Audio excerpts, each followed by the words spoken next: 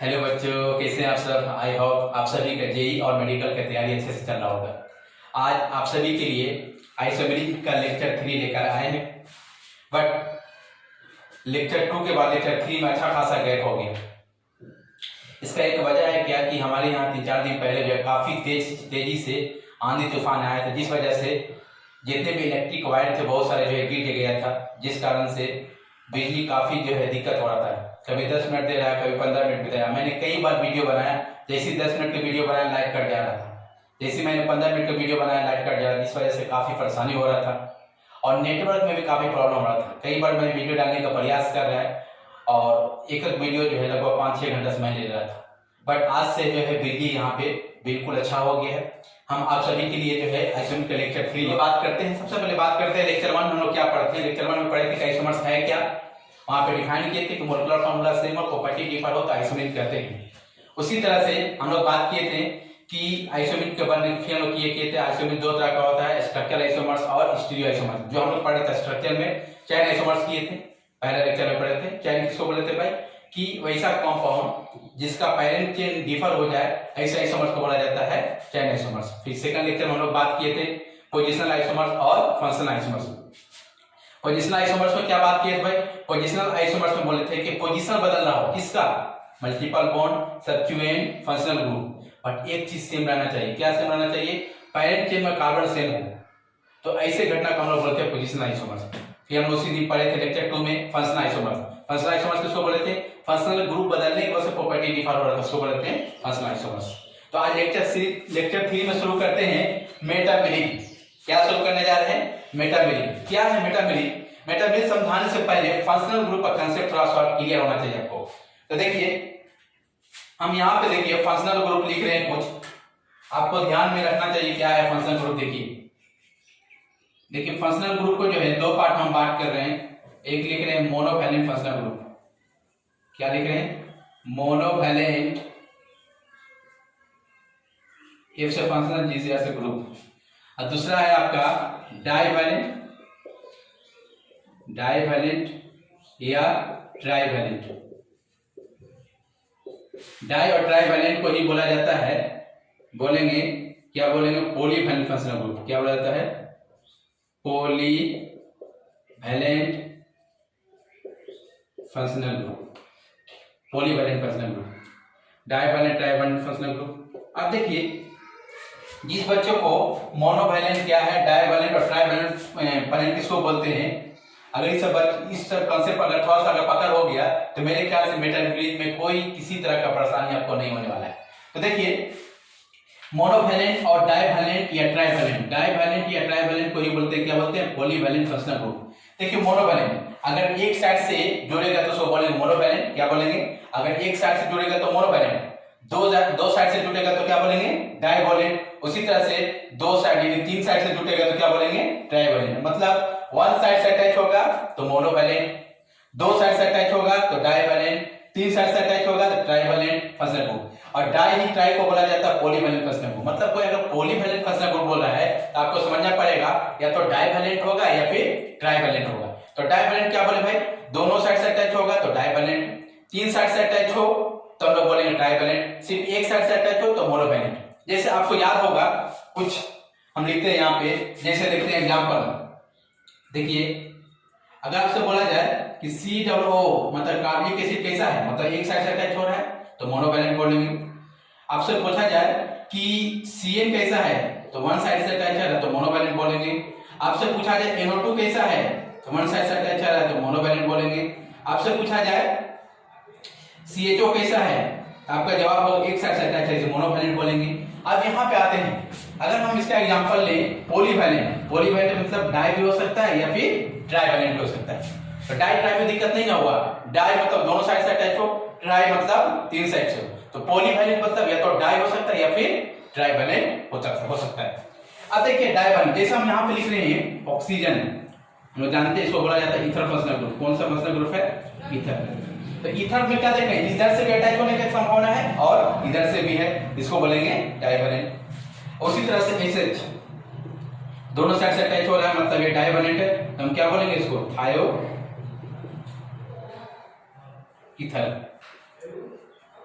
अगर हम बात करें यहीं पे CO कीटोन, क्या बात कर रहे हैं, किसका बात कर रहे हैं, कीटोन। तो देखिए इधर से भी अटैच होने का संभावना है, इधर से भी अटैच होगा तो इसको बोलेंगे कीटोन। यहाँ पे देखिए आप लोग COO और यहाँ पे देखिए ये क्या है आपका ईस्टर। आप देख रहे हैं ईस्टर में ऑक्सीजन साइड से भी अटैच होने की संभावना है और इधर से भी संभावना है, इसको बोलेंगे डाइवैलेंट। इसी तरह से डाइवैलेंट इसको भी बोलेंगे। ये है आपके सामने एसिड एनहाइड्राइड, इधर से भी अटैच हो सकता है, इधर से भी डाइवैलेंट हो गया। ये क्या है आपका एसिड एनहाइड्राइड, क्या है एसिड एनहाइड्राइड। और एग्जांपल लेते हैं आपके सामने, अगर मान लीजिए ये एग्जांपल हमने आपके सामने रखा, अगला एग्जांपल हम ले तो हमने देखा क्लियर किया ऑक्सीजन, ईथर, थायो ether, ketone, Easter, acid, amide. अगर आपसे कोई पूछे कि बताइए NH2 कौन डिग्री एमीन है तो बोलेंगे 1 डिग्री एमीन है। कौन डिग्री एमीन है तो 1 डिग्री एमाइन है। एमीन बोले या एमाइन बोले। तो आप देखिए ये क्या मोनोवैलेंट है या डाइवैलेंट या ट्राइवैलेंट है, बोलेंगे सर एक साइड से अटैच हो रहा है। 1 डिग्री एमाइन में नाइट्रोजन सिर्फ इधर से अटैच होता है, इसलिए बोलेंगे क्या बोलेंगे हम, इसको बोलेंगे मोनोवैलेंट है। लेकिन यहीं पे अगर मान लीजिए इस तरह से NH एक इधर से भी अटैच हो सकता है, इधर से भी अटैच हो सकता है, तो ये कौन सा, एक इधर से नाइट्रोजन अगर दूसरी साइड से अटैच होता है उसको कौन सा बोलते हैं, 2 डिग्री एमाइन बोलते हैं इसको। उसी तरह से नाइट्रोजन इधर से भी अटैच हो सकता है, इधर से भी अटैच हो सकता है, इसको बोलेंगे 3 डिग्री एमाइन। एमाइड CONH2 अगर अभी इस वाले फंक्शनल ग्रुप में बोला जाएगा कौन सा डिग्री, मतलब नाइट्रोजन एक कार्बन से अटैच, इसलिए कौन सा एमाइड बोलेंगे 1 डिग्री एमाइड। सारे बात कर चुके हैं कहां पे कि 1 डिग्री एमाइड किसको बोलते हैं, 1 डिग्री एमाइड किसको बोलते हैं, 2 डिग्री एमाइड किसको बोलते हैं, सब कहां बात की है, नोमेनक्लेचर में से हम डील कर चुके हैं। तो यहाँ पे देखिए 1 डिग्री एमाइड, अगर यहीं पे यहाँ पे लिखे CONH तब इधर से भी अटैच होने की संभावना है। तो ये बताइए ये मोनोवैलेंट हो गया, ये क्या हो गया बाइवैलेंट। क्यों बाइवैलेंट, इधर से भी कार्बन अटैच हो सकता है और इधर से भी अटैच हो सकता है, इसलिए क्या बोले इसको बाइवैलेंट। लेकिन अगर एमाइड की बात करें तो कौन सा एमाइड हो गया, 2 डिग्री एमाइड। क्या है ये 2 डिग्री एमाइड। अगर यहीं पर हम लिखें CON हाइड्रोजन हटा के इस तरह से लिख दें तो ये कौन सा एमाइड है 3 डिग्री एमाइड।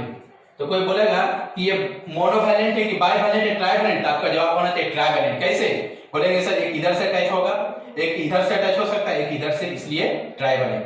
तो आप एग्जांपल देख रहे हैं, हमने यहाँ पे लिखा है फंक्शनल ग्रुप में मोनोवैलेंट लिखा और क्या लिखा है डाइवैलेंट, डाइवैलेंट या फिर ट्राइवैलेंट। तो हम अगर पॉलीवैलेंट बोलेंगे तो आपको समझना पड़ेगा या तो डाई हो सकता है या फिर ट्राई हो सकता है। ध्यान से देखिए याद रखिएगा, एक एग्जांपल ले रहे हैं, यहां पर ध्यान से देखिए ऑक्सीजन के देखिए इधर हम लिख रहे हैं 1 कार्बन और यहां पर लिख रहे हैं 1 2 और यहां पर लिख रहे हैं 3। ध्यान से देखिएगा इधर, अगर इस हम कंपाउंड में आपसे पूछे कि बताइए ऑक्सीजन की इस साइड में कितना कार्बन, जैसे यहाँ पे पूरा अगर कर देते हाइड्रोजन यहाँ 3 होगा, यहाँ हाइड्रोजन 2 होगा, यहाँ हाइड्रोजन 2 होगा, ये हाइड्रोजन। हम बोले ईथर के ऑक्सीजन के राइट साइड में कितना हाइड्रोजन कार्बन है तो आपका जवाब होगा 1 कार्बन है, और लेफ्ट साइड में कितना कार्बन है इधर तो आपका जवाब होगा 3 कार्बन है। यहीं पर इस तरह से लिख दें, आप देखिए OCH2 यहाँ पे CH3, यहाँ पे लिख रहे हैं CH2 और यहाँ पे CH3। अगर आपसे पूछे कि बताइए ऑक्सीजन के राइट साइड में कितना कार्बन है तो आपका जवाब होगा सर 2 कार्बन है, 1 अवे 2 कार्बन। इधर कितना कार्बन है तो 2 कार्बन। देखिए याद रखिएगा, मेटामेरिक जो होता है वो हमेशा जो है पॉलीवैलेंट में ही डिफाइंड होता है। कहां डिफाइंड होता है, पॉलीवैलेंट में। मोनोवैलेंट में कभी भी हम लोग मेटामेरिक का कंसेप्ट बात नहीं करेंगे। मेटामेरिक कहां बात किया जाता है भाई, तो पॉलीवैलेंट में। बहुत आसान है, ध्यान समझिए। तो हम देख रहे हैं ये क्या है, आपका ईथर जो है पॉलीवैलेंट है। तो याद रखिएगा, अगर हम इसको ऐसे ध्यान रखते हैं, ये राइट हो गया लेफ्ट में, मतलब आजू बाजू, इधर और इधर को बोलेंगे आजू बाजू। अगर आजू बाजू कार्बन अगर डिफर हो जाए, कार्बन डिफर करने का मतलब कार्बन का मतलब अल्काइल ग्रुप, या फिर एराइल ग्रुप, अगर आजू बाजू अगर अल्काइल या एराइल ग्रुप डिफर हो जाए, इस वजह से प्रॉपर्टी डिफर होता है, ऐसे घटना को बोला जाता है मेटामेरिक। मतलब हम ये बोल रहे हैं कि पॉलीवैलेंट फंक्शनल ग्रुप हो, क्या हो, पॉलीवैलेंट। जैसे यहाँ पे ध्यान से देखते हैं, यहाँ एक कार्बन, यहाँ 3 कार्बन, तो मतलब 1:3 का रेशियो है, यहाँ 2:2 का रेशियो है। तो क्या बताइए ये दोनों कंपाउंड सेम है? जी नहीं, इधर वाले में 1 कार्बन है, इधर वाले में 3 कार्बन है, इधर वाले में 2 कार्बन, यहाँ 2:2 के रेशियो है। तो क्या देख रहे हैं कि आजू बाजू मतलब राइट लेफ्ट में कार्बन डिफर होने की वजह से जो आइसोमर डेवलप करता है, ऐसे आइसोमर्स को बोलेंगे मेटामेरिक। पहले बच्चों बहुत आसान है, मेटामेरिक समझना हो तो घबराने की जरूरत नहीं। सबसे पहली बात क्या होना चाहिए? पॉलीवैलेंट फंक्शनल ग्रुप पहचाने आपको आना चाहिए। कौन सा होगा? पॉलीवैलेंट। पॉलीवैलेंट फंक्शनल ग्रुप हो और लेफ्ट और राइट अगर कार्बन डिफर हो गया, कार्बन कहने का मतलब या तो अल्काइल हो सकता है, कोई कार्बन बोल रहा तो समझना पड़ेगा आपको, या तो अल्काइल या फिर एराइल ग्रुप। मतलब कहने का मतलब है पॉलीवैलेंट है, और मतलब लेफ्ट राइट में कार्बन बदल जाए, ऐसे घटना को बोलेंगे, कौन सा आइसोमर बोलेंगे? मेटामेरिक। मतलब ध्यान में रख ले, पॉलीवैलेंट है, पॉलीवैलेंट तो आजू बाजू मतलब इधर और इधर अगर कार्बन डिफर हो जाए, कार्बन डिफर करने का मतलब या तो अल्काइल ग्रुप या तो एराइल ग्रुप, ऐसे घटना को बोला जाता है, कौन सा घटना बोलेंगे? इस आइसोमर को बोलेंगे मेटामेरिक आइसोमर। अब साफ देख रहे हैं यहाँ पे कि इधर 3 और 1 है और ये 2:2 है, तो क्या देखें? कुछ नहीं देखें, क्या देखें? पॉलीवैलेंट फंक्शनल ग्रुप के आजू बाजू में कार्बन डिफर हो जा रहा है, इस वजह से प्रॉपर्टी डिफर करता है, ऐसे प्रॉपर्टीज को बोलते हैं, कौन सा प्रॉपर्टी बोलेंगे? मेटा। ये प्रॉपर्टी डिफर होगा, इसी घटना को बोलेंगे आइसोमरिक। इस ऐसे आइसोमरिक को बोला जाता है मेटामेरिक। कौन सा बोलेंगे? मेटामेरिक। तो मेरे प्यारे बच्चों, मेटामेरिक जब भी बात करेंगे तो मोनोवैलेंट बात करेंगे, पॉलीवैलेंट में तो बोलेंगे पॉलीवैलेंट में। अगर पॉलीवैलेंट है और आजू बाजू कार्बन डिफर हो जाए, तो ऐसे घटना को हम बोलेंगे, कौन सा बोलेंगे? Metameric isomers. देखिए यहाँ पे आपसे हम पूछेंगे कि कहां मेटामेरिक शो करेगा, कहां नहीं शो करेगा, आपको बताना है। जैसे आपसे पूछे यहां शो करेगा, बोलेंगे नहीं, क्यों? क्योंकि मोनोवैलेंट है, यहां आजू बाजू डिफाइन नहीं होगा। ये भी मोनोवैलेंट है तो यहां जो है मेटामेरिक डिफाइन नहीं होगा। ये भी मोनोवैलेंट है तो यहां भी डिफाइन नहीं होगा। ये भी मोनोवैलेंट है, यहां डिफाइन नहीं होगा। यहां डिफाइन होगा जी। बाइवैलेंट मतलब पॉलीवैलेंट है, पॉलीवैलेंट है डिफाइंड होगा। बाइवैलेंट यानी पॉलीवैलेंट है डिफाइंड होगा। इधर से बेटा जो सब इधर से भी पॉलीवैलेंट है, यहाँ पे मेटामेरिक डिफाइंड होगा। पॉलीवैलेंट है, यहाँ पे डिफाइंड होगा। यहाँ पे देखिए इधर से बेटा हो सकता है, इधर मानी पॉलीवैलेंट है, डिफाइंड होगा। ये देखिए 1 डिग्री अमाइन मतलब मोनोवैलेंट है तो यहाँ डिफाइंड होगा, तो बोलेंगे यहाँ पे डिफाइन नहीं होगा क्योंकि मेटामेरिक मोनोवैलेंट में नहीं। कहां? या तो डाई में डिफाइन हो सकता है, डाई या बाय, या तो बाय में डिफाइन हो सकता है, या फिर कहां डिफाइन हो सकता है? ट्राइवैलेंट, उसको बोल सकते हैं पॉलीवैलेंट। यहां डिफाइन होगा, बिल्कुल ये बाइवैलेंट है तो ये बोलेंगे यहां डिफाइन हो सकता है, क्योंकि बाइवैलेंट बोले या ट्राई बोले उसको क्या बोलेंगे? पॉलीवैलेंट। तो ये भी देखिए इधर से भी ये कौन सा है? पॉलीवैलेंट है, डिफाइंड होगा। अब देखिए ये मोनोवैलेंट है, एक साइडेड है मोनोवैलेंट, तो मोनोवैलेंट में डिफाइंड होगा नहीं, लेकिन उसी का 2 डिग्री एमाइड लेंगे और 3 डिग्री एमाइड लेंगे, मतलब 2 डिग्री लेंगे तो कौन सा होगा? बाइवैलेंट, डिफाइंड होगा। 3 डिग्री एमाइड लेंगे तो कौन सा होगा? ट्राइवैलेंट, यहां डिफाइंड होगा। मतलब अगर एमाइन और एमाइड में अगर मेटामेरिक आपको देखना है तो आपको याद रखना पड़ेगा, क्या रखना पड़ेगा? 1 डिग्री एमाइन और 1 डिग्री एमाइड में कभी भी मेटामेरिक नहीं शो कर सकता है, क्योंकि 1 डिग्री एमाइन और 1 डिग्री एमाइड मोनोवैलेंट होता है। मेटामेरिक कहां शो करता है? याद रखिएगा, पॉलीवैलेंट में। तो पॉलीवैलेंट है तो मेटामेरिक शो करेगा, पॉलीवैलेंट नहीं है तो नहीं शो करेगा। लेकिन अहम सवाल ये है कैसे पहचानेंगे?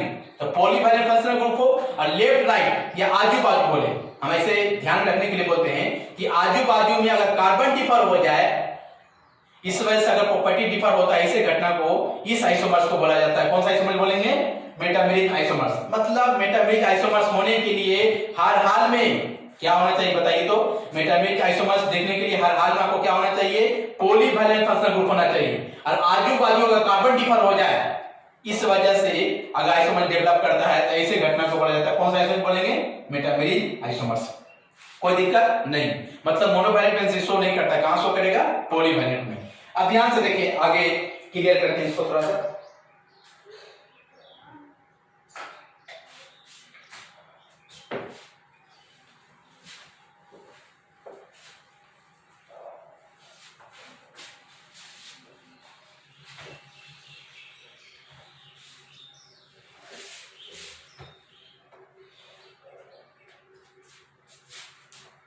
यहाँ पे लिख रहे हैं, डिफिनेशन लिखने जा रहे हैं मेटामेरिन पे। देखिए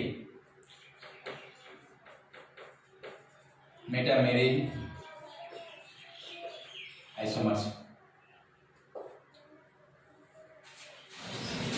देखिए यहाँ पे लिख रहे हैं द कंपाउंड्स, कंपाउंड को हम लोग शॉर्ट में कैसे लिखते हैं, ऐसे the compounds having same molecular formula, MF मतलब molecular formula, same molecular formula but different, क्या डिफरेंट हो, अल्काइल या एराइल ग्रुप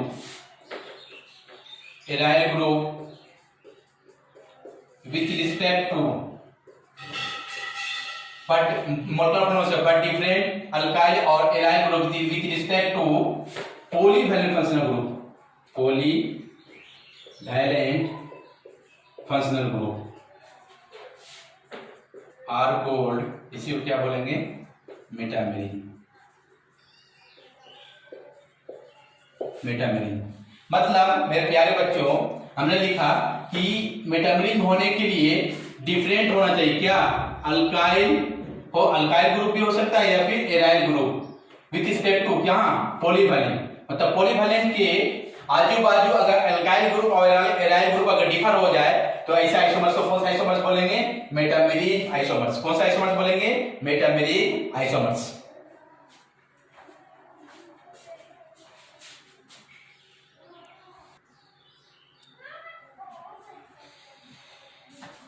मेरे प्यारे बच्चों, मैंने आपको समझाया मेटामेरिन है क्या। अब हम क्लियर एग्जाम, बहुत सारे एग्जांपल आपके सामने रख रहे हैं, आपको पहचानना है कि कौन मेटामेरिन शो करेगा, कौन मेटामेरिन शो नहीं करेगा। इससे पहला प्रॉब्लम मैंने लिखा है, पहला एग्जांपल देखिए, यहाँ पे कौन है, ईथर हम लोग जानते हैं बाइवैलेंट यानी पॉलीवैलेंट फंक्शन ग्रुप है। हाँ पॉलीवैलेंट है, आजू बाजू में अगर कार्बन अगर डिफर हो जाए, आजू बाजू में कार्बन डिफर हो जाएगा तो हम ऐसे आइसोमर को कौन सा बोलेंगे, मेटामेरिन। चेक करना है आपको। तो देखिए हम लोग जानते हैं कि इस समय क्या होगा, हाइड्रोजन होगा। हम लोग जानते हैं कि कार्बन को वैलेंसी पूरा कम करता है, कुछ नहीं होता, क्या समझेंगे, हाइड्रोजन होगा।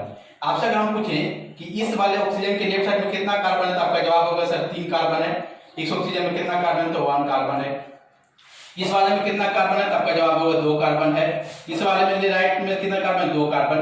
तो देखिए इस कंपाउंड और इस कंपाउंड में अगर ध्यान से देखें, इसके इधर राइट साइड में 1 कार्बन है और इधर 3 कार्बन है। इधर क्या है, 2-2 का है, मतलब 1 और 3 का रेशियो है, इधर क्या है, 2-2 का। तो दोनों का कंपाउंड क्या है, बिल्कुल अलग हो गया। तो जाहिर सी बात है, इस वजह से जो प्रॉपर्टी डिफर होता है, इस घटना को, इस आइसोमर को आइसोमर बोलेंगे, मेटामेरिन आइसोमर्स। तो आप पहचाने कैसे भाई मेटामेरिन आइसोमर्स है कि नहीं, तो बहुत आसानी से आप पहचान लेंगे। क्या पहचानेंगे, बोलेंगे सर ये मेटामेरिन आइसोमर्स है, मतलब मेटामेरिन आइसोमर्स। मतलब आजू बाजू में क्या हो गया, कार्बन ही डिफर हो गया।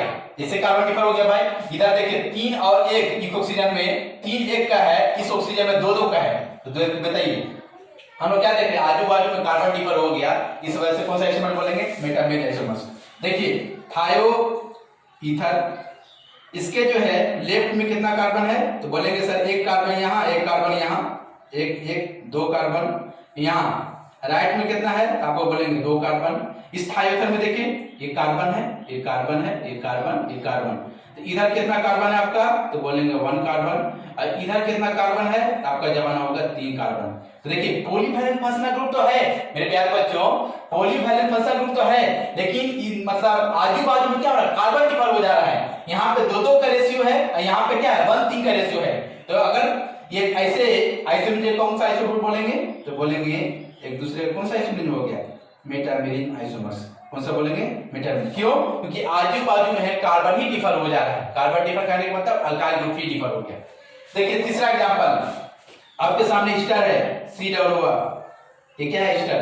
तो देखिए ईस्टर के लेफ्ट साइड में कितना कार्बन है, तो आपका जवाब होगा सर जी 2 कार्बन है। राइट साइड में कितना कार्बन है, 1 कार्बन है। मतलब बोलेंगे कि 2 और 1 के रेशियो चल रहा है, इधर 2 कार्बन है, इधर क्या है, 1 का। इधर में देखिए ध्यान दीजिए, इधर लेफ्ट में कितना है, 1 कार्बन, इधर कितना है, 1 सेकंड सॉरी, यहाँ पे आपका 3 कार्बन है, यहाँ पे 1 कार्बन यहाँ ना है, 1 यहाँ पे बोलेंगे 3 कार्बन है, इधर कितना कार्बन है, 1 कार्बन। और यहाँ देखिए यहाँ पे क्या है आपका 1 कार्बन यहाँ अब एक कार्बन यहाँ, तो बताइए इधर कितना हो गया 2 कार्बन, और इधर कितना हो गया यहाँ कार्बन और यहाँ कार्बन। तो आप ध्यान से देखिए यहाँ 2 कार्बन, इधर क्या है कि 3 और 1 का रेशियो है और इधर क्या है 2-2 का रेशियो है। बताइए क्या आजू बाजू में सेम रहा, कार्बन का डिफर हो गया? डिफर हो गया। क्यों डिफर हो गया भाई? यहाँ पे 3-1 का रेशियो है, यहाँ पे क्या है 2-2 का रेशियो है। तो ऐसा आइसोमर्स को कौन सा आइसोमर्स बोलेंगे? बोलेंगे मेटामेरिक आइसोमर्स। कौन सा बोलेंगे? Metameric isomers. अगला एग्जांपल देखिए, ये भी स्टर है, COO स्टर। अगर आपसे पूछा जाए तो इधर देखिए फिनाइल है, ये कौन सा ग्रुप है भाई? तो बोलेंगे फिनाइल है। ऑक्सीजन एक बेंजीन रहता है तो क्या बोलेंगे इसको? फिनाइल। ये क्या है? फिनाइल नहीं आपका साइक्लोहेक्साइल। क्या है ये? साइक्लोहेक्साइल। दोनों में अंतर है, ये साइक्लोहेक्साइल, ये फिनाइल है। यहाँ पे देखिए, आप देखिए यहाँ पे साइक्लोहेक्साइल है, ये क्या है आपका? फिनाइल है। तो अगर आप ध्यान से देखेंगे तो देखिए इस वाले में ऑक्सीजन के साथ फिनाइल ग्रुप अटैच है, और यहाँ ऑक्सीजन के साथ क्या है आपका? साइक्लोहेक्साइल ग्रुप अटैच है। यहाँ CO के साथ क्या है? साइक्लोहेक्साइल है, और यहाँ CH के साथ क्या है? फिनाइल है। बिल्कुल बदल गया मेरे बच्चों, ध्यान से देखिए। यहाँ ऑक्सीजन के साथ क्या है? फिनाइल है, और यहाँ ऑक्सीजन के साथ साइक्लोहेक्साइल। सेम है जी नहीं? यहाँ CO के साथ क्या है? साइक्लोहेक्साइल, और यहाँ CO के साथ क्या है? फिनाइल है। तो बोलेंगे आजू बाजू में क्या हो गया, मतलब कार्बन डिफर हो गया, मतलब अल्काइल और एल्काइल ग्रुप ही डिफर हो जाए, ऐसा आइसोमर्स कौन सा आइसोमर्स बोलेंगे? बोलेंगे सर कुछ नहीं है, कौन सा होगा? Metameric isomers. कौन सा होगा? Metameric isomers. देखिए ये आपका एमाइड है, 2 डिग्री एमाइड। तो देखिए इधर कितना कार्बन? 1 2 3। तो बोलेंगे यहाँ पे इधर 3 कार्बन है और इधर कितना? 1 कार्बन। तो बोलेंगे सर 3 कार्बन और 1 कार्बन के रेशियो है, 3:1 का रेशियो है। यहाँ देखिए यहाँ 1 कार्बन, यहाँ कार्बन है, यहाँ कार्बन है, मतलब 2 कार्बन है, और इधर क्या है? कार्बन कार्बन 2 कार्बन है। तो बताइए इधर जो है 1 कार्बन और 1 और 3 का रेशियो है, यहाँ 2-2 का रेशियो है। कंपाउंड वही है, बिल्कुल बदल गया मेरे बच्चों। अगर नाम भी लिखेंगे तो अलग अलग ये कंपाउंड है। बता हमने बोला कि आजू बाजू में अगर कार्बन ही डिफर हो जाए, देख रहे हैं इधर आपका 1 कार्बन है, इधर 3, मतलब 1-3 का रेशियो है, यहाँ 2-2 का रेशियो है। तो आजू बाजू में कार्बन सेम रहा कि डिफर हो गया? डिफर हो गया। अब पॉलीवैलेंट फंक्शनल ग्रुप है, तो ऐसा आइसोमर्स कौन सा बोलेंगे? बोलेंगे मेटामेरिक आइसोमर्स। कौन सा बोलेंगे? Metameric isomers. आगे देखिए इस वाले के साथ 2 कार्बन है और क्या है? एक साइक्लोप्रोपाइल है। ये देखिए इधर 2 कार्बन है, इधर क्या है? साइक्लोप्रोपाइल है। देखिए ध्यान से, कौन सा बोलेंगे? इसको बोलेंगे मेटामेरिक। मेटामेरिक बोलेंगे कि नहीं? मेटामेरिक बोलेंगे तो गलत हो जाए। क्यों? कि देखिए ऑक्सीजन के साथ 2 कार्बन और साइक्लोप्रोपाइल है, यहाँ पे ऑक्सीजन के साथ 2 कार्बन साइक्लोप्रोपाइल। सिर्फ क्या हुआ, इधर सिर्फ उलट दिया गया है, ये ऐसे को इधर लेके चला गया, इधर लेके चले गए। बताइए इसको अगर मान लीजिए इसको उलट देंगे तो मार्कर बदल जाएगा, वही रहेगा। तो हम इसमें सिर्फ क्या हुआ है, इसमें जो है 2 कार्बन साइक्लोप्रोपाइल और यहाँ भी जो है 2 कार्बन साइक्लोप्रोपाइल है। ये दोनों कंपाउंड का नाम लिख के देखिएगा, दोनों का सेम आएगा। तो मेरे बच्चों ये बताइए क्या मेटामेरिक बोलेंगे? जी नहीं, मेटामेरिक नहीं है। बोलेंगे सर दोनों एक ही कंपाउंड है, इसलिए बोलेंगे क्या होगा? आइडेंटिकल। क्या बोलेंगे? आइडेंटिकल है, ये आइडेंटिकल है। मतलब ये क्यों मेटामेरिक नहीं बोले? क्योंकि आजू बाजू में जो है अल्काइल ग्रुप सेम है। क्योंकि देखिए यहाँ पे 2 कार्बन और साइक्लोप्रोपाइल है, यहाँ पे 2 कार्बन और साइक्लोप्रोपाइल। मैं ऐसा नहीं बोला, मैंने बोला कि आजू बाजू में कार्बन ही डिफर हो, उलटने की वजह से मैंने नहीं बोला। मैंने बोला कि आजू बाजू में अगर कार्बन ही डिफर हो जाए तो ऐसा आइसोमर्स कौन सा बोलेंगे? Isomers metameric. लेकिन यहाँ क्या हो रहा है? सिर्फ क्या हो रहा है, आजू बाजू में दोनों मतलब अल्काइल ग्रुप और क्या है? सेम है। जैसे यहाँ पे देखिए 2 कार्बन, यहाँ साइक्लोप्रोपाइल, यहाँ पे देखिए 2 कार्बन, यहाँ क्या है? साइक्लोप्रोपाइल। तो कंपाउंड ही सेम है। जब कंपाउंड सेम हो जाएगा तो आइसोमर्स थोड़ी बात करेंगे हम लोग। कंपाउंड क्या होना चाहिए? डिफर होना चाहिए। स्ट्रक्चरल आइसोमर्स से बात की हम लोग कि तो हम लोग बोलेंगे, तो ये बोले कौन सा आइसोमर्स हो जाएगा? आइडेंटिकल। ये कोई आइसोमर्स नहीं है। तो मेरे बच्चों, मेरे प्यारे बच्चों, मैंने आपको जो है मेटामेरिक समझाने का प्रयास किया। मेटामेरिक समझना हो बच्चों तो बस कुछ नहीं करना है, पॉलीवैलेंट फंक्शनल ग्रुप मैंने सिखाया, मोनोवैलेंट कौन है, पॉलीवैलेंट कौन है, वो ध्यान रख लीजिए। बस आजू बाजू में कार्बन डिफर हो जाए ना, आप उनको बोल देंगे आप कौन सा आइसोमर्स होगा, मेटामेरिक आइसोमर्स। ठीक है, यहाँ तक मेरे ख्याल से कोई दिक्कत नहीं होगा। आगे बढ़ते हैं, अगला आइसोमर्स जो हम लोग पढ़ेंगे, कौन सा आइसो पढ़ेंगे, रिंग आइसोमर्स। देखिए इसको,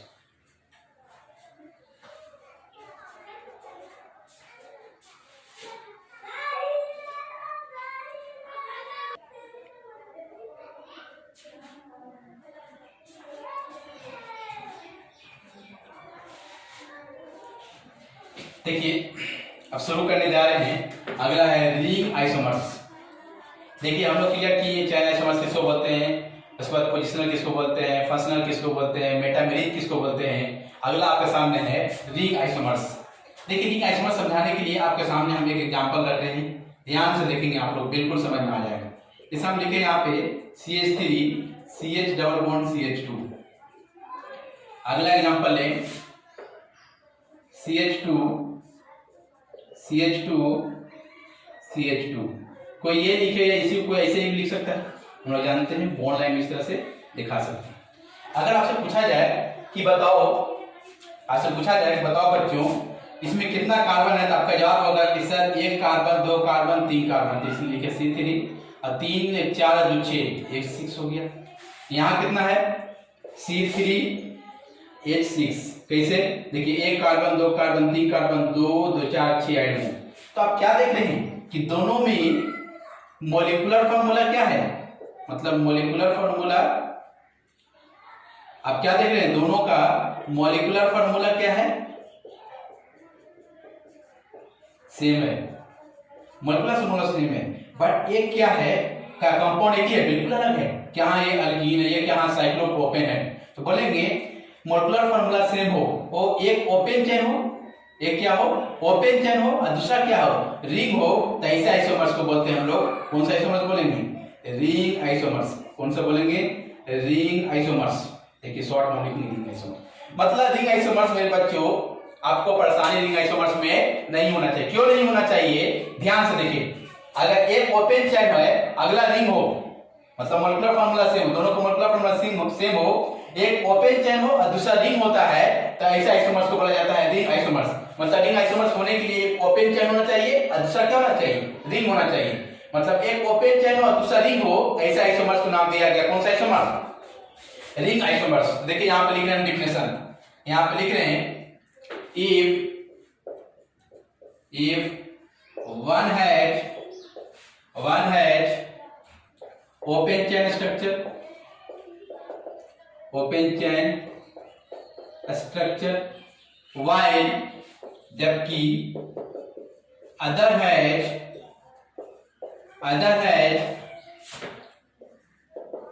ring chain structure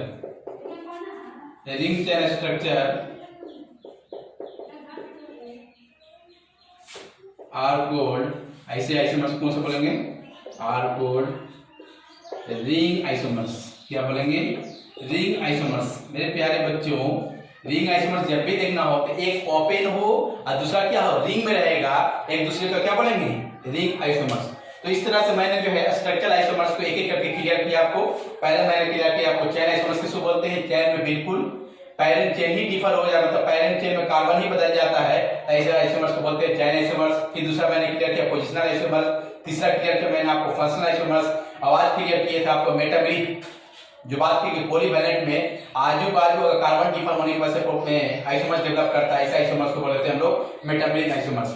अभी हम आपके सामने डिस्कस किए रिंग आइसोमर्स, नाम से ही क्लियर कर चल रहा है, एक ओपन चेन हो दूसरा रिंग होगा, तो ऐसे आइसोमर्स को कौन सा आइसोमर बोलेंगे, रिंग आइसोमर्स। तो मैंने क्लियर किया। अगला जो है हमने लिखा है, एक और आइसोमर दिखाए थे क्लासिफिकेशन में, टॉटोमेरिक आइसोमर्स। क्या लिखे थे, टॉटोमेरिक आइसोमर्स।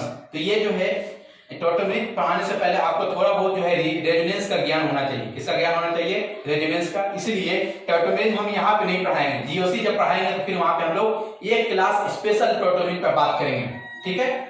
फिर यहाँ पे हम लोग टॉटोमेरिक नहीं पढ़ रहे, कहाँ पे पढ़ेंगे, जीओसी में जाके पढ़ेंगे। ध्यान रखिएगा, फिर से एक बार हम जो है टॉटोमेरिक का बातचीत करेंगे। कहाँ पे बात करेंगे, जीओसी में। क्यों, क्योंकि टॉटोमेरिक में रेजोनेंस का ज्ञान होना चाहिए। रेजोनेंस जब तक आपको नहीं आएगा टॉटोमेरिक नहीं आएगा। रेजोनेंस कहाँ पढ़ना हम लोग को, जीओसी में पढ़ना है। देख इस तरह से हम आपको जो है एक एक करके प्रक्रिया की। अब देखिए स्ट्रक्चरल आइसोमर्स की जब क्लियर सवाल आपको आएगा स्ट्रक्चरल आइसोमर्स पूछे, यहां पे देखिए, यहां पे लिख रहे हैं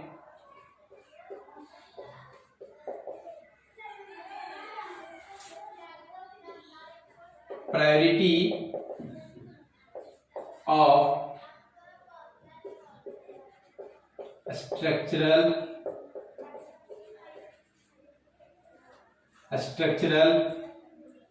आइसोमर्स। मेरे प्यारे बच्चों, अगर स्ट्रक्चरल आइसोमर्स निकालना हो तो हम देखिए आपके सामने प्रायोरिटी लिख रहे हैं। क्या लिख रहे हैं? देखिए यहां पे लिख रहे हैं फंक्शनल आइसोमर्स, पहला लिख रहे हैं फंक्शनल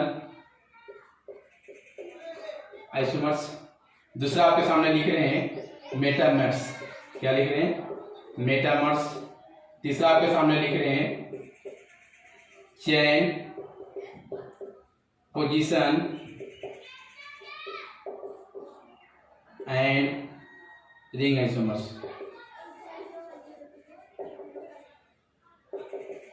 देखिए जब भी आइसोमर्स कैलकुलेट करने के लिए बोले तो सबसे पहले आप चेक कर लें, कौन सा चेक कर लें आप? Functional isomers. वो नहीं मिले तो उसके बाद मेटामर्स चेक करें, वो ना मिले तो चेन पोजीशन और रिंग आइसोमर्स। मतलब इस तरह से पैटर्न याद रख सकते हैं आप, F M C P R मतलब रिंग। मतलब पहले आप देख लें, इस प्रायोरिटी से अगर डिस्कस करेंगे आप स्ट्रक्चरल आइसोमर्स तो कभी भी गलती नहीं होगी। सबसे पहले आप फंक्शनल चेक कर ले, वो नहीं मिले तो मेटामर्स चेक कर ले, वो नहीं मिले तो चेन आइसोमर्स चेक कर ले, वो नहीं मिले तो पोजिशनल, उसके बाद रिंग। ऐसे नहीं कि तुरंत हम लोग जो है कम आइसोमर्स पहचानने के लिए मिले तुरंत जो है झट से जो है चेन पोजिशन से बात करने लगे। आप इस प्रायोरिटी से डिस्कस करें, आपका आंसर कभी भी गलत नहीं होगा। कभी कभी जो है रिंग आइसोमर्स को प्रायोरिटी फंक्शन से भी आगे यहाँ पे देते हैं, लेकिन हम लोग जनरली सबसे पहले फंक्शनल चेक करेंगे, उसके बाद मेटामरिंग, उसके बाद चेन, उसके बाद पोजीशन, उसके बाद रिंग। या रिंग कभी कभी क्या होता है आगे भी आ जाता है, मतलब प्रायोरिटी में रिंग में कभी कभी आगे आ जाता है, लेकिन जनरली याद रखिएगा पहले हम लोग क्या चेक करेंगे? फंक्शनल, उसके बाद मेटामर्स, उसके बाद सीपीआर। मतलब सीपीआर मतलब चेन पोजीशन और रिंग। मेरे ख्याल यहाँ से कोई दिक्कत नहीं होगा। तो इस प्रायोरिटी को याद रखें, कभी भी आप स्ट्रक्चरल आइसोमर्स दिक्कत नहीं होगी। सबसे पहले क्या फंक्शनल चेक करें, मेटामर्स, सीपीआर। क्या चेक करें? सीपीआर। कोई दिक्कत नहीं। तो इस तरह से हम स्ट्रक्चरल आइसोमर्स क्लियर करें। तो मैंने अभी तक सिर्फ स्ट्रक्चरल आइसोमर्स है क्या डेफिनेशन क्लियर किए, लेकिन स्ट्रक्चरल आइसोमर्स में सवाल जो आएगा हम कैसे बनाएंगे उस पर क्लियर करेंगे। लेकिन उससे पहले आइसोमर्स के सवाल बनाने से पहले एक टॉपिक जो है इस्तेमाल होता है, ये बेसिक चीज है। ऑर्गेनिक जो ऑर्गेनिक जो बच्चे पढ़ रहे हैं उनको, हर बच्चे को जो है ये कंसेप्ट ध्यान में रहना चाहिए। ठीक है, पर नाम सुने होंगे डिग्री ऑफ अनसैचुरेशन, या उसी को बोलते हैं इंडेक्स ऑफ हाइड्रोजन डिफिशियंसी, उसी को बोलते हैं अनसैचुरेशन फैक्टर। ये सारा नाम है, तो एक एक करके क्लियर कर रहे हैं। यहाँ पे ध्यान से देखिए, हम जो अगला टॉपिक दिखाए हैं डिग्री ऑफ अनसैचुरेशन, या इसी को बोलते हैं अनसैचुरेशन फैक्टर, या इसी को बोलते हैं इंडेक्स ऑफ हाइड्रोजन डिफिशियंसी, या इसी को बोलते हैं डबल बॉन्ड इक्विवेलेंट। ये टॉपिक आइसोमर्स का टॉपिक नहीं है, ये ऑर्गेनिक का बेसिक चीज है जो हर बच्चे को ज्ञान होना चाहिए। हाँ, लेकिन ये कंसेप्ट ऑर्गेनिक में जो हम आगे जो प्रॉब्लम डिस्कस करने वाले हैं स्ट्रक्चरल आइसोमर्स का, वहां पे अप्लाई होगा, इसीलिए हम आपको यहाँ पे क्लियर करने जा रहे हैं। फिर से बोले ये यहाँ पे टॉपिक नहीं है, इसका यूज होने वाला है, इसे हम समझाने जा रहे हैं। देखिए यहाँ पे अगर हम बात करें डिग्री ऑफ अनसैचुरेशन, क्या लिखें? Degree of unsaturation. यहाँ पे लिख सकते हैं, इसी को शॉर्ट में बोलेंगे DOU। क्या बोलेंगे? DOU। या अनसैचुरेशन फैक्टर, इसी को शॉर्ट में बोलते हैं UF। क्या बोलते हैं? UF। या इंडेक्स ऑफ हाइड्रोजन डिफिशियंसी, इसी को बोलेंगे IHD। या बोले हम डबल बॉन्ड इक्विवेलेंट, तो इसको बोलते हैं DBE। मेरे प्यारे बच्चों, तीनों बात, चारों बात कोई एक ही है। कोई अगर बोल रहा है DOU, क्यों बोल रहा है UF, कोई बोल रहा है IHD, कोई बोल रहा है DBE, सारा बात क्या है? एक ही है। कोई बोले आपको DOE निकालने के लिए, कोई बोले UF निकालने के लिए, कोई IHD निकालने के लिए DBE, सारा बात क्या है? सेम है। लेकिन देखो इसको सबसे बोलने में हमको आसान लगता है अनसैचुरेशन फैक्टर, तो हम अनसैचुरेशन फैक्टर से ही क्लियर करेंगे। मगर अनसैचुरेशन फैक्टर बोल रहे इसका मतलब ये नहीं कि इन लोग सब अलग है। UF बोले, DOU बोले, IHD बोले, DBE बोले, बात क्या है? सेम। अब देखिए ये डिग्री अनसैचुरेशन फैक्टर के माध्यम से हम लोग क्या पता करेंगे? जैसे मान लीजिए हम लिखते हैं यहाँ पे C4H6, मान लीजिए आपको मॉलिक्यूलर फार्मूला यहाँ पे दिए, इस मॉलिक्यूलर फार्मूला के माध्यम से अगर कोई आपसे पूछे कि बताइए इस मॉलिक्यूलर फार्मूला में बताइए पाई बॉन्ड एग्जिस्ट करेगा कि नहीं, क्या बोलेगा आपसे? पाई बॉन्ड एग्जिस्ट करेगा कि नहीं। या फिर आपसे बोल सकता है कि रिंग एग्जिस्ट करेगा कि नहीं। मतलब किसी कंपाउंड में पता करना हो कि पाई बॉन्ड है कि नहीं या रिंग है कि नहीं, हम लोग किस माध्यम से बताएंगे? डबल बॉन्ड इक्विवेलेंट बोल सकते हैं, इंडेक्स ऑफ हाइड्रोजन डिफिशिएंसी बोल सकते हैं, अनसैचुरेशन फैक्टर बोल सकते हैं, डिग्री ऑफ अनसैचुरेशन। मतलब ये टॉपिक कुछ और नहीं बताएगा, मतलब मॉलिक्यूलर फार्मूला दिया हो तो बहुत आसानी से बोल सकते हैं कि इस कंपाउंड में पाई बॉन्ड या रिंग है कि नहीं, रिंग है कि नहीं।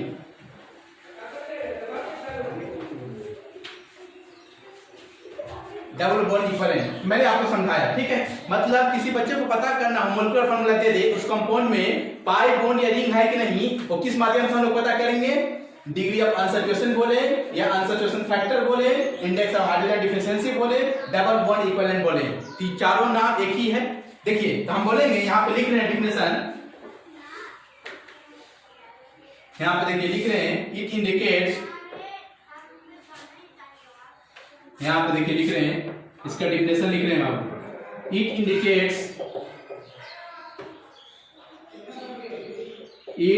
Indicates pi bonds, it indicates pi bonds and ring in the molecules। मेरे बच्चों अगर किसी मॉलिक्यूल्स में पता करना हो पाई बॉन्ड या रिंग है कि नहीं, हम लोग किस माध्यम से बात करेंगे, पता करेंगे इस माध्यम से। बहुत आसान है, सिर्फ समझने का खेल है। देखिए यहाँ पे दो एग्जांपल आपके सामने हम ले रहे हैं। जैसे मान लिया हम यहाँ पे लिखे एग्जांपल आपको, देखिए तो यहाँ पे लिखे CH3 CH और यहाँ पे लिखे आपका CH3, इस तरह से CH3। तो आप अगर ध्यान से देखेंगे यहाँ पे, तो यहाँ पर देखें इस कंपाउंड में अगर हम बोले कि यहाँ से H2 निकाल लिया जाए, क्या निकाल लिया जाए? H2 अगर निकालेंगे यहाँ से H2 तो क्या होगा आपको? H2 जब निकालेंगे जाहिर सी बात दो हाइड्रोजन निकलेगा तो क्या होगा? यहाँ पे डबल बॉन्ड आएगा।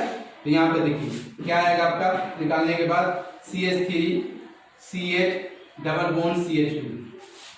आपसे हम पूछे कि बताइए इसका मॉलिक्यूलर फार्मूला क्या है, तो आपका जवाब होगा 3 कार्बन है तो बोलेंगे C3, या 3 2 5 तो 3 8 हाइड्रोजन है।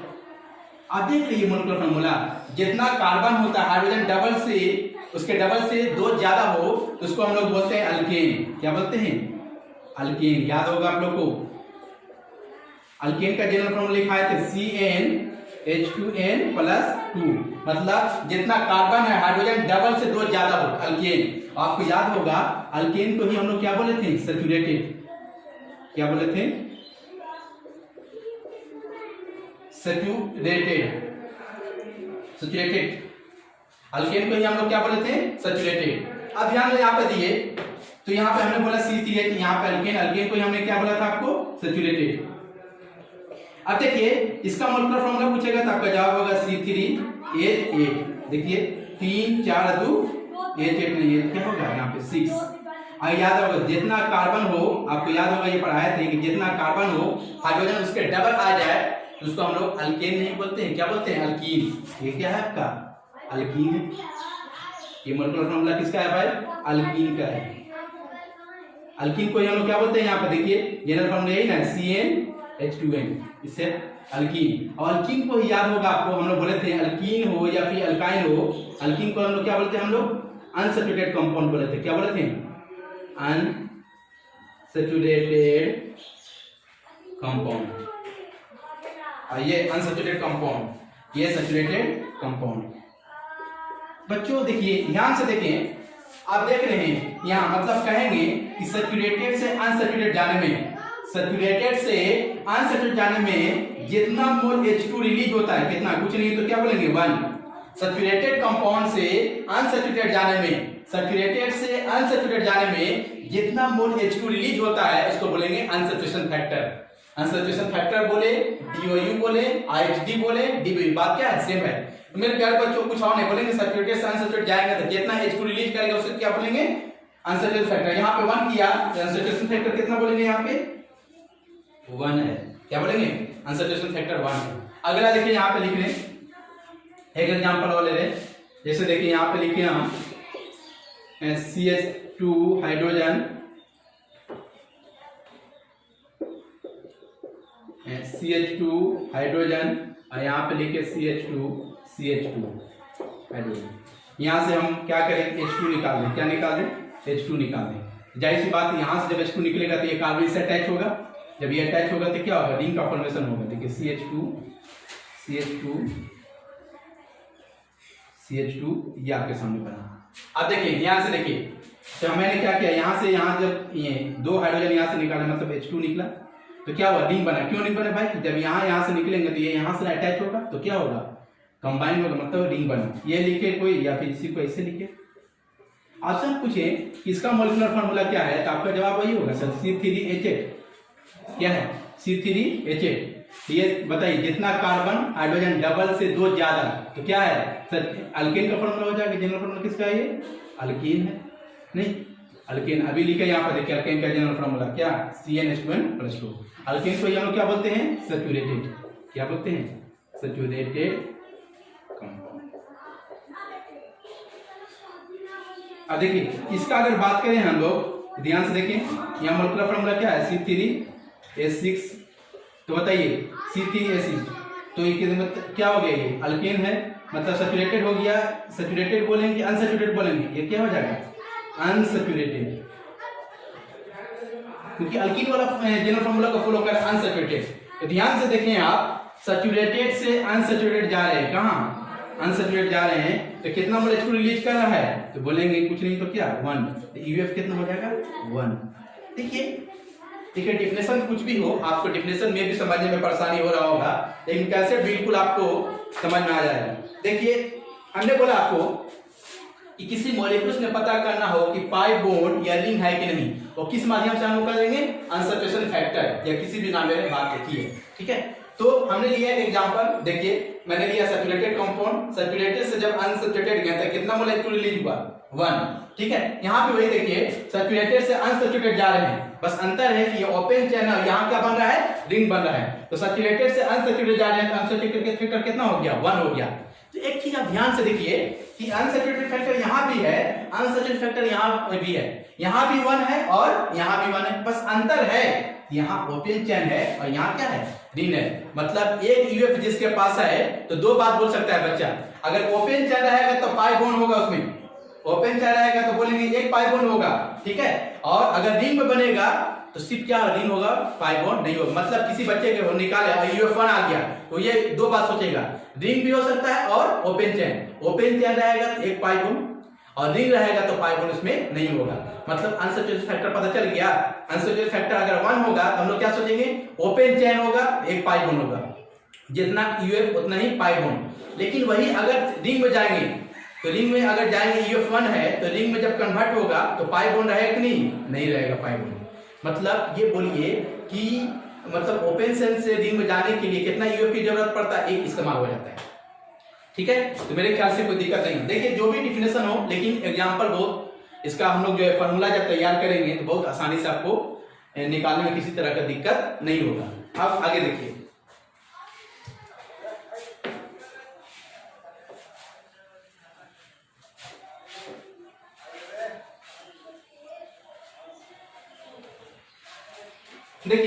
हमने बोला कि अगर मान लीजिए अनसैचुरेटेड फैक्टर आपके पास 1 आ गया, यूएफ मतलब अनसैचुरेटेड फैक्टर, अगर किसी के पास 1 है तो 2 बात सोचेगा, बोलेगा ओपन चेन है, open chain with 1 pi bond. क्या सोचेगा, 1 पाई बॉन्ड।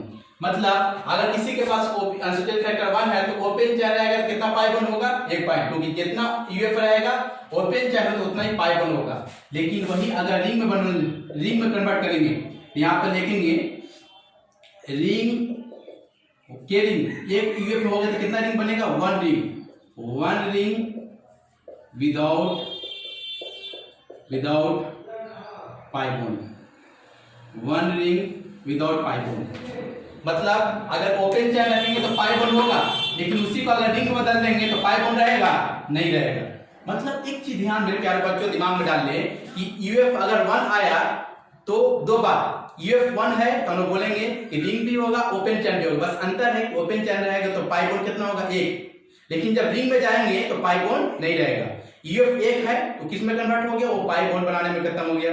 मतलब कोई बच्चा पूछे कि कंपाउंड में मतलब मोलेकुलर फार्मूला दिया हो, अब बोले कि बताइए पाई बॉन्ड या रिंग है कि नहीं, तो आप UF निकाल लीजिए। अगर एक आ गया तो बोलेंगे open chain with 1 pi bond, अगर एक भी नहीं आया तो बोलेंगे हम लोग उसमें पाई बॉन्ड नहीं होगा और नहीं रिंग बनेगा, क्योंकि रिंग बनाने के लिए हर हाल में क्या होना चाहिए, UF1 होना चाहिए। उसी तरह से ओपन चैन में पाई बॉन्ड होने के लिए UF हर हाल में कितना होना चाहिए, 1 होना चाहिए। मतलब ये हम कहना चाह रहे हैं कि अगर UF0 आ गया तो बताइए उस कंपाउंड में पाई बॉन्ड होगा, जी नहीं। क्या उस कंपाउंड में रिंग एग्जिस्ट करेगा, जी नहीं।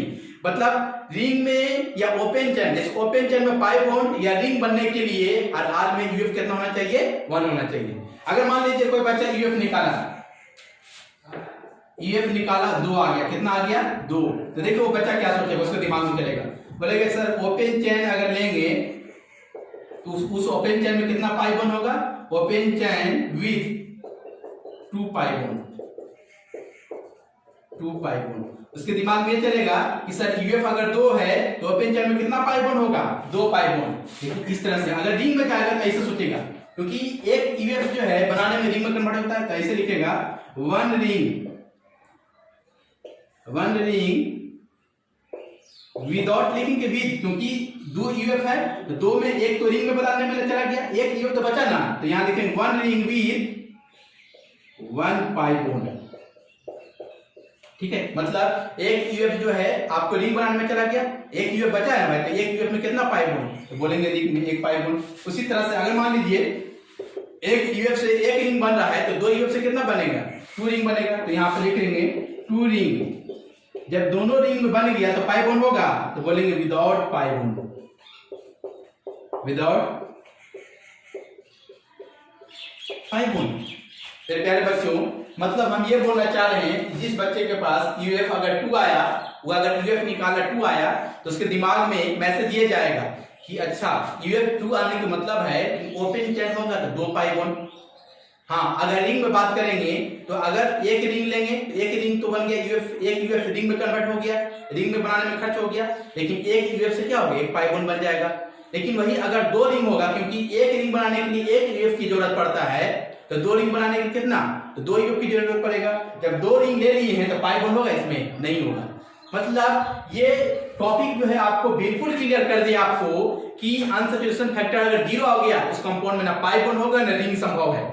हाँ, अगर 1 होगा तो ओपन चैन में 1 पाई बॉन्ड, ठीक है, 1 पाई बॉन्ड होगा। वही रिंग में जाएंगे तो सिर्फ रिंग होगा, पाई बॉन्ड नहीं होगा। लेकिन वही ये अनसैचुरेशन फैक्टर 2 होगा तो open chain with 2 pi bond. Ring में जाएंगे तो 2 तरह से सोच सकते हैं, अगर एक रिंग बनाए तो 1 पाई बॉन्ड बच जाएगा, और वही अगर 2 रिंग बनाए तो भी पाई बॉन्ड नहीं होगा। तो अनसैचुरेशन फैक्टर मेरे ख्याल से आपको दिक्कत नहीं हुआ होगा। जैसे मान लीजिए एग्जांपल एक लेते हैं, आगे के करके क्लियर करेंगे, ध्यान से देखिए आप लोग।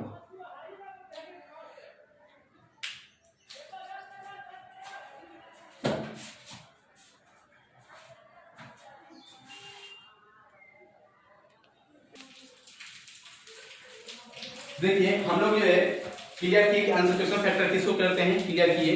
अब देखिए अनसैचुरेशन फैक्टर निकालने का फॉर्मूला क्या है। देखिए एक बात हो, डेफिनेशन जो भी हो, लेकिन अनसैचुरेशन फैक्टर निकालने में आपको कभी भी किसी तरह का दिक्कत नहीं हो, बहुत आसानी से हम लोग निकालेंगे। देखिए हम यहाँ पे लिख रहे हैं for given formula, for given molecular formula.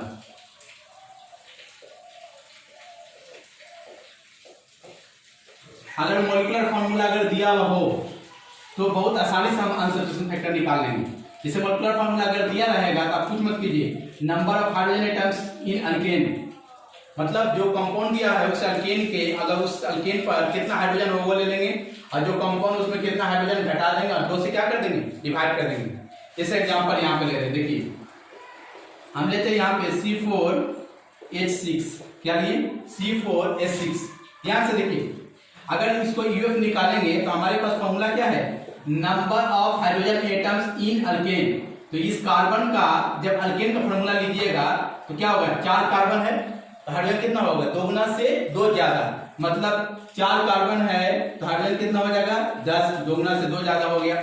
मतलब हमने लिखा है number of hydrogen atoms in alkane, इस 4 कार्बन में हाइड्रोजन कितना हो जाएगा 10। इस कंपाउंड में given compound number of hydrogen atoms in given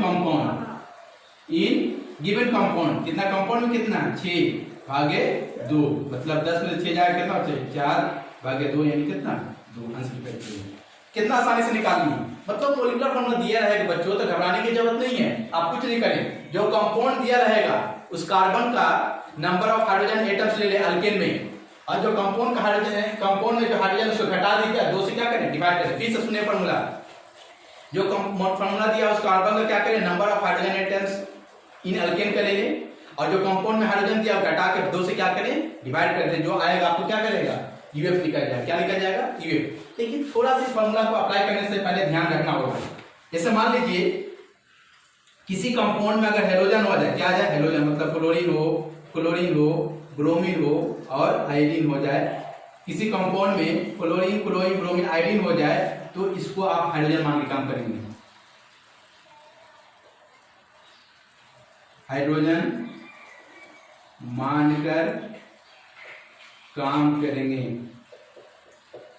मतलब ये फॉर्मूला जब लगाने जा रहे हैं किसी कंपाउंड में ये कोई आ गया क्लोरीन ब्रोमीन आयोडीन तो आप इसको हाइड्रोजन मान लीजिए, क्या मान लीजिएगा हाइड्रोजन मानिएगा, उसके बाद ये फॉर्मूला को अप्लाई करेंगे।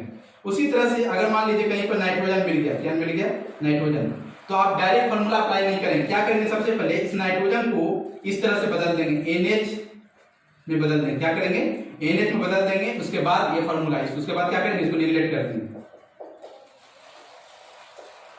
जब नाइट्रोजन इस कंपाउंड में किसी कंपाउंड में नाइट्रोजन रहेगा तो NH में बदल के उसको क्या कर देंगे निगलेक्ट करेंगे, उसके बाद फॉर्मूला अप्लाई करेंगे। उसी तरह से ऑक्सीजन रहेगा कहीं ऑक्सीजन भी रहेगा तो क्या करेंगे इसको निगलेक्ट कर देंगे। बहुत आसानी से हम लोग फॉर्मूला अप्लाई करेंगे। देखिए कंपाउंड में अगर हाइड्रोजन तो कोई दिक्कत नहीं, हाइड्रोजन आएगा तो हाइड्रोजन मान लेंगे, अगर ऑक्सीजन रहेगा तो उसको क्या करेंगे निगलेक्ट कर देंगे, नाइट्रोजन रहेगा तो उसको क्या अप्लाई कर लेंगे NH में कन्वर्ट कर देंगे, NH लिख लेंगे, उसके बाद क्या करेंगे इसको फॉर्मूला को अप्लाई करेंगे। जैसे एग्जांपल यहां पर दे रहे हैं, ध्यान से देखिए अगला एग्जांपल, अगर हम यहां पे लिखें C4H4 क्लोरीन और ब्रोमीन, ये फॉर्मूला आपको दिया हुआ है, आपको यूएफ निकालना है। तो बस मेरे बच्चों ध्यान से देखिए यहाँ पे C4 हम यहाँ पे लेते हैं C4H6 है तो यहाँ पे हाँ C करिए। अब जब बनाने जाएंगे तो सबसे पहले देखिए इस फॉर्मूला में हम क्या करेंगे क्लोरीन और ब्रोमीन को क्या करते हैं हम लोग, अगर कोई भी हाइड्रोजन ग्रुप रहेगा तो उसको हाइड्रोजन मान के काम करेंगे। तो पहले से आपके पास हाइड्रोजन 4 है और ये दोनों पे जब इसको हाइड्रोजन मानेंगे और इसको हाइड्रोजन मानेंगे तो 4 2 कितना हो जाएगा 6 हो जाएगा C4H6।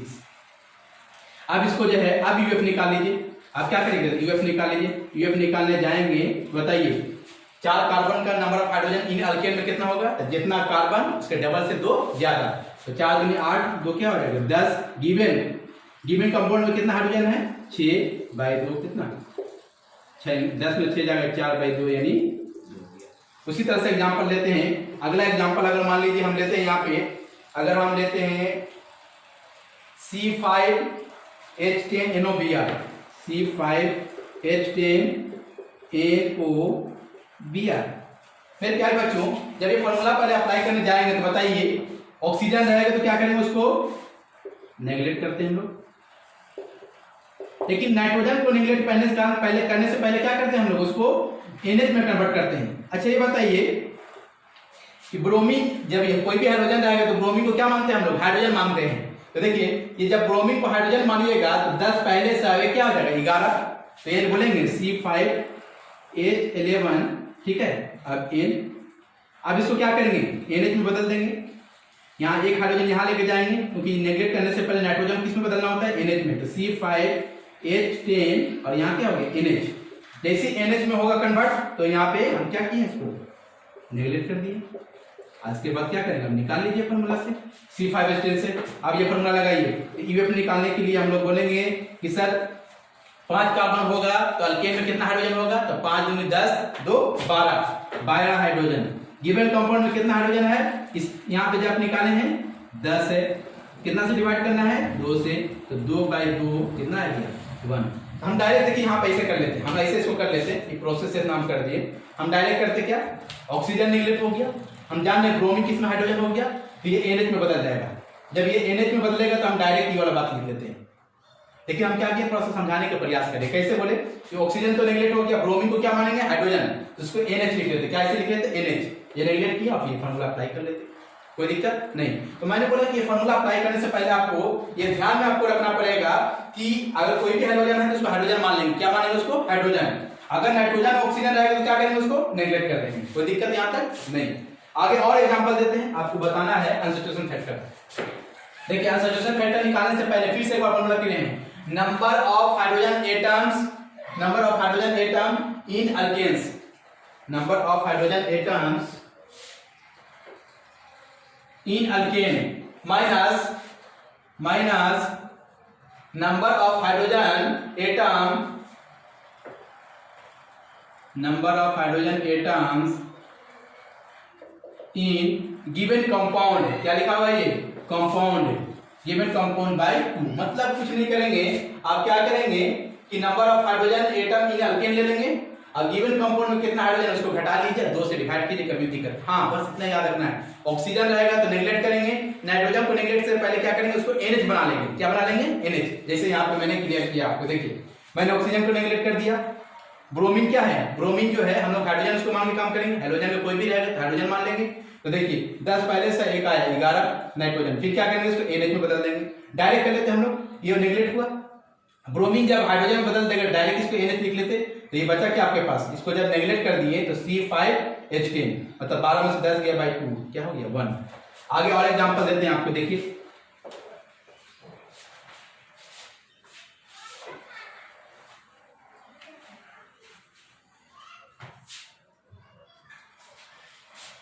अगर मान लीजिए आपको कोई लिखे एग्जांपल C4H4, अगला एग्जांपल कोई दे आपको, देखे C7H9N, कोई अगला एग्जांपल आपको दे C4H3Cl3, कोई अगला एग्जांपल दे C7H8O, कोई अगला एग्जांपल लिखे C5H5NO, कोई अगला एग्जांपल लिखे आपको इस तरह से। और भी एग्जांपल बहुत सारा है, लेकिन इसको समझे। जैसे एग्जांपल यहां पे लिखे C6H12, यहाँ पे H40 लिखे। इस सबका निकालना क्या है, अनसैचुरेशन फैक्टर। क्या निकालना है, अनसैचुरेशन फैक्टर। अब देखिए जब भी अनसैचुरेशन फैक्टर निकालना है तो हम लोग क्या करते हैं, number of hydrogen atom in alkanes. तो 4 कार्बन का अल्केन में कितना हाइड्रोजन होता है, तो हम लोग पढ़े हैं CnH2n+2, मतलब जितना कार्बन होता है उसके डबल से 2 ज्यादा। मतलब 4 है तो 4 दूनी 8 है तो क्या होगा 10। और गिवन कंपाउंड में कितना हाइड्रोजन है, 4, आगे कितना 2, तो 4 में 10 में से 4 गया तो कितना बचा आपके पास, 6 बचा, भागे 2, यानी कितना अनसैचुरेशन फैक्टर आपके पास 3 है। इस फॉर्मूला में देखिए यहाँ पे क्या है, नाइट्रोजन, तो डायरेक्ट लगा देंगे, D नहीं, सबसे पहले क्या करेंगे, इसको NH में कन्वर्ट करेंगे। यहाँ पे लिखे C7, जब ये हाइड्रोजन जब नाइट्रोजन के पास जाएगा तो क्या बचेगा 8NH। अब इसको क्या करेंगे, इसको क्या करेंगे, नेगलेक्ट कर देंगे।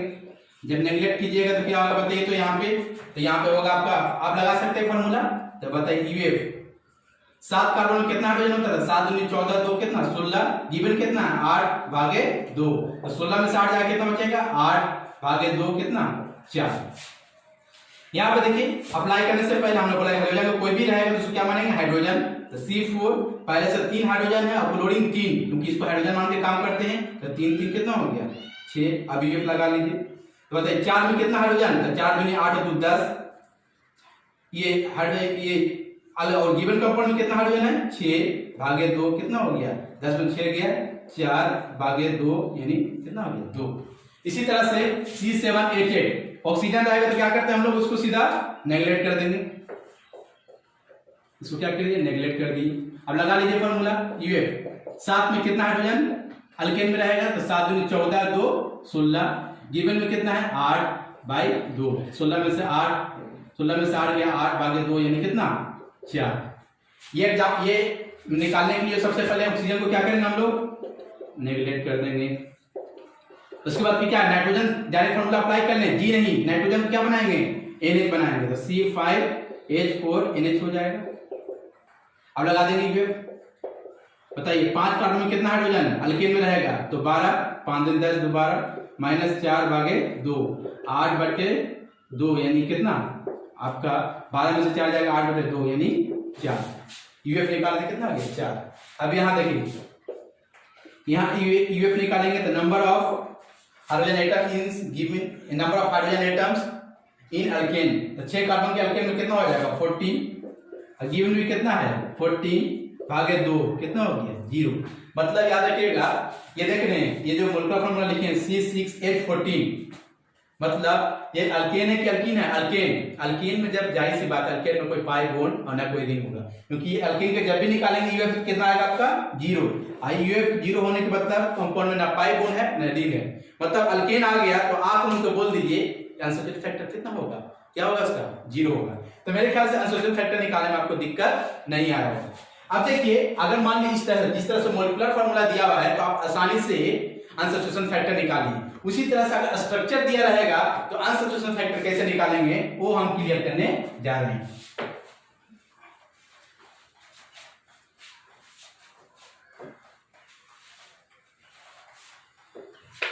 ध्यान से देखिए, यहां लिख रहे हैं फॉर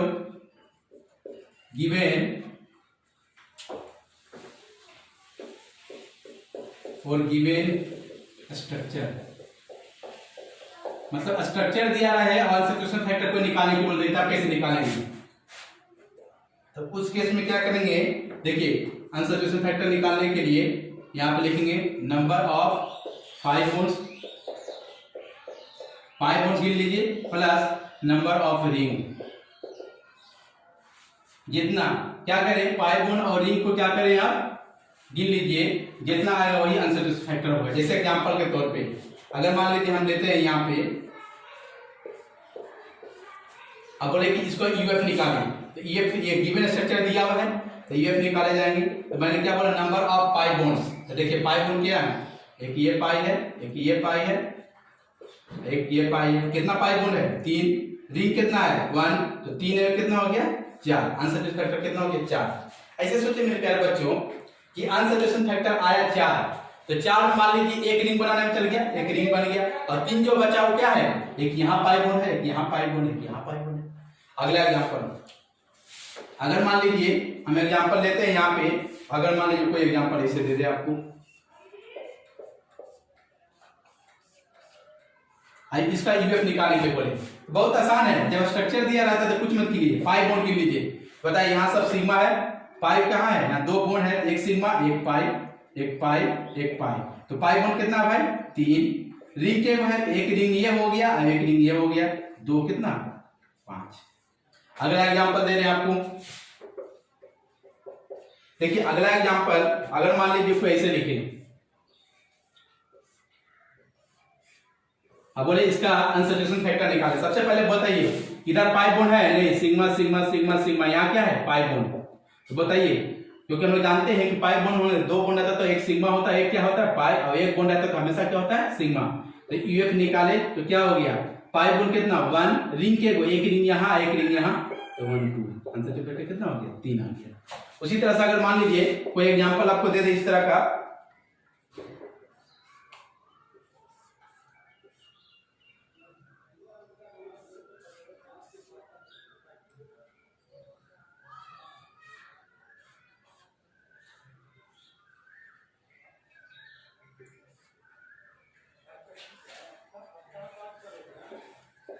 इसमें निकालने के लिए आपको दे दें, मान लीजिए यहाँ पे एक पाई बॉन्ड दिया है, तो सबसे पहले जब गिवन स्ट्रक्चर होता है और यूएफ निकालना होता है तो सबसे पहले आपको देखना पड़ेगा पाई बॉन्ड।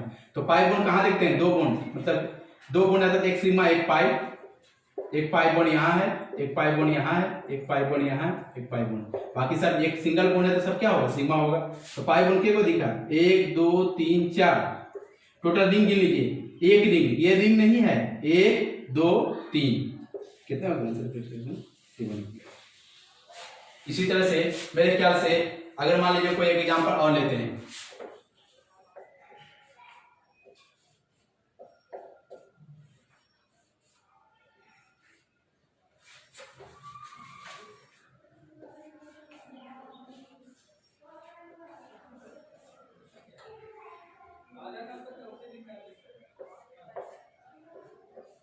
देखिए यहाँ पर अगर अनसैचुरेशन फैक्टर निकालना तो सबसे पहले पाई बॉन्ड ले लीजिए। देखिए 2 बॉन्ड है तो 1 सिग्मा 1 पाई, 2 बॉन्ड 1 सिग्मा 1 पाई, 2 बॉन्ड है 1 सिग्मा 1 पाई, 2 बॉन्ड 1 सिग्मा 1 पाई, 2 बॉन्ड 1 सिग्मा 1 पाई। बताइए अनसैचुरेशन फैक्टर पाई बॉन्ड क्या हो गया आपका? 1 2 3 4 5, तो 5 लिखिए। रिंग क्या है? 2 है, तो 5 क्या हो गया? 7। मतलब यूएफ देखिए निकालने में परेशानी नहीं, समझने में भी कोई दिक्कत नहीं होना चाहिए। बोलेंगे अनसैचुरेशन फैक्टर, बोले डिग्री ऑफ DOU, बोले डिग्री ऑफ अनसैचुरेशन, बोले इंडेक्स ऑफ हाइड्रोजन डिफिशियंसी, बोले डबल बॉन्ड इक्विवेलेंट, सारा बात एक ही है। किसको बताता है कि कंपाउंड में बताइए ओपन चेन रहेगा तो पाई बॉन्ड है कि नहीं या फिर रिंग होगा कि नहीं। मतलब ये आपको क्लियर कर रहा है कि कंपाउंड में मतलब अगर मोलेकुलर फार्मूला दिया हुआ हो तो बताइए पाई बॉन्ड या रिंग होगा कि नहीं। तो बहुत आसानी से क्लियर किया हम लोग कि अगर एक यूएफ आएगा तो ओपन चेन रखेंगे तो एक पाई बॉन्ड, लेकिन अगर रिंग बनाएंगे तो क्या होगा? उसमें पाई बॉन्ड नहीं रहेगा, क्योंकि एक रिंग बनाने के लिए एक यूएफ की जरूरत पड़ता है। लेकिन वही अगर 2 यूएफ आ गया तो ओपन चेन में 2 पाई बॉन्ड, अगर एक रिंग रखेंगे तो एक यूएफ चला गया, एक पाई बॉन्ड उसमें आ जाएगा रिंग में। लेकिन 2 रिंग बनाए तो एक भी आपका पाई बॉन्ड नहीं होगा। इस तरह से आज का लेक्चर यहीं तक करने देते हैं।